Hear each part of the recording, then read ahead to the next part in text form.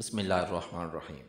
میں عبداللہ بن عمر کے ہاتھ میں ہاتھ دیے جا رہا تھا کہ ایک شخص سامنے آیا اور پوچھا، رسول اللہ نے سے آپ نے قیامت میں اللہ اور بندے کے درمیان ہونے والی سرگوشی کے بارے میں کیا سنا ہے؟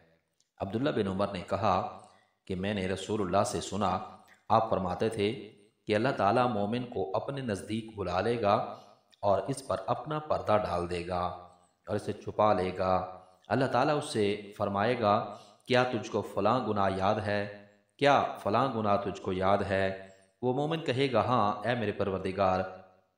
آخر جب وہ اپنے گناہوں کا اقرار کر لے گا اور اسے یقین آ جائے گا کہ اب وہ ہلاک ہوا، تو اللہ تعالیٰ فرمائے گا، میں نے دنیا میں تیری گناہوں پر پردہ ڈالا اور آج بھی میں تیری مغفرت کرتا ہوں۔ چنانچہ اسے اس کی نیکیوں کی کتاب دے دی جائے گی۔ لیکن کافر اور منافق کے متعلق ان پر گواہ ملائکہ، انبیاء اور تمام جن و انس سب کہیں گے کہ یہی وہ لوگ ہیں جنہوں نے اپنے پروردگار پر جھوٹ باندھا تھا۔ خبردار ہو جاؤ، ظالموں پر اللہ کی پھٹکار ہوگی۔ صحیح بخاری حدیث نمبر 2441۔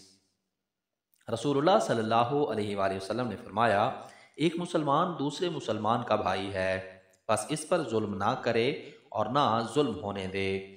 جو شخص اپنے بھائی کی ضرورت پوری کرے، اللہ تعالیٰ اس کی ضرورت پوری کرے گا۔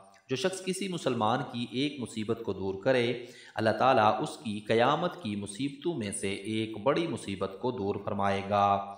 اور جو شخص کسی مسلمان کے عیب کو چھپائے، اللہ تعالیٰ قیامت میں اس کے عیب چھپائے گا۔ صحیح بخاری حدیث نمبر 2442۔ رسول اللہ صلی اللہ علیہ وآلہ وسلم نے فرمایا، اپنے بھائی کی مدد کرو، وہ ظالم ہو یا مظلوم۔ صحیح بخاری حدیث نمبر 2443۔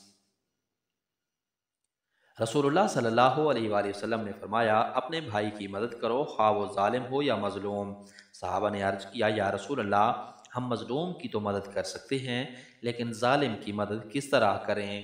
آپ نے فرمایا کہ ظلم سے اس کا ہاتھ پکڑ لو، یہی اس کی مدد ہے۔ صحیح بخاری حدیث نمبر 2444۔